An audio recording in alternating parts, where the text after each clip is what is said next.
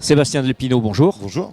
Vous êtes le responsable des offres de Sophia Conseil, qui est une belle entreprise basée à Sophia Antipolis. Elle a été créée en 2005. Elle compte déjà aujourd'hui 250 salariés. 250 salariés effectivement qui sont répartis sur nos deux activités, une partie en assistance technique, c'est-à-dire avec engagement de moyens auprès de nos clients, et une partie dans nos centres d'expertise qui sont ici sur Sophia Antipolis et qui regroupent en fait toute notre offre au forfait avec engagement de résultats pour nos différents secteurs d'activité.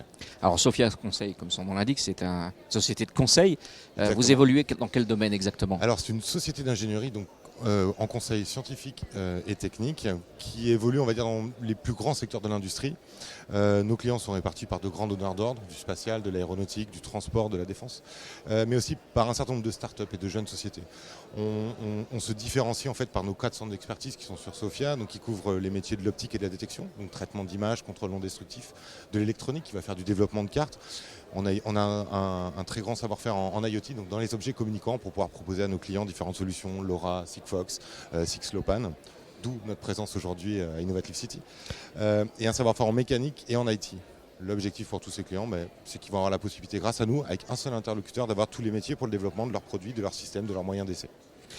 La présence à Innovative City, vous en attendez quoi exactement? Alors, on est présent aujourd'hui effectivement pour démontrer en fait notre technologie en IoT. On a un démonstrateur sur notre stand. L'objectif est que nos clients comprennent bien et que les gens qui ont des idées de projet puissent différencier l'ensemble des technologies actuellement présentes. On parlait de Sigfox, de LoRa. L'objectif, c'est ayant une bonne connaissance de leurs souhaits, de leurs idées, de leurs projets, de pouvoir les conseiller sur la meilleure technologie, celle qui leur coûtera le moins cher, qui sera le plus efficace, mais aussi les aider à spécifier parfois leurs besoins jusqu'à la conception et la fabrication en série des produits. Quels sont les objectifs pour l'entreprise cette année? Vous avez des implantations aujourd'hui à l'international. Exactement. Vous allez développer encore l'entreprise sur d'autres nouveaux marchés? Alors effectivement, on a des implantations à l'international, donc 4 agences en France, 4 agences à l'étranger. L'idée est effectivement de pouvoir maintenant rendre stable l'ensemble de ces agences, surtout celles à l'international. On travaille pas mal en Asie, justement, avec des grands donneurs d'ordre là-bas. Nos objectifs principaux vont être de consolider ces agences avec des projets et aussi de passer, on l'espère bientôt, le stade de TI dans la région et dans le 06.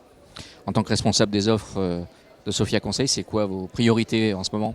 Alors cette année, et on va dire sur ce deuxième trimestre, ça va être quelques beaux appels d'offres dans lesquels on devient un petit peu challenger parce qu'on est une petite société d'ingénierie, que 250 personnes, mais avec une véritable rupture technologique.